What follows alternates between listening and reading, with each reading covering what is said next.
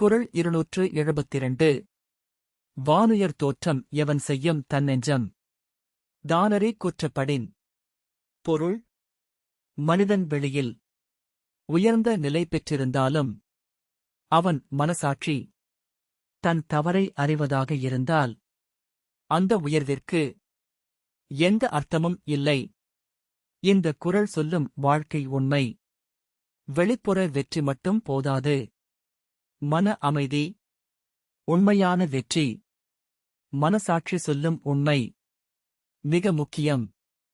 வள்ளுவர் கூறும் முக்கியமான உண்மை: உலகம் பாராட்டினாலும் மனம் ஏற்றுக்கொள்ளாவிட்டால் பயன் இல்லை. உள்ள அமைதிதான் உண்மையான உயர்வு. மனம் அமைதியாக இருந்தால் வாழ்க்கை உயர்ந்தது. மனசாட்சிதான் உண்மையான நீதிபதி.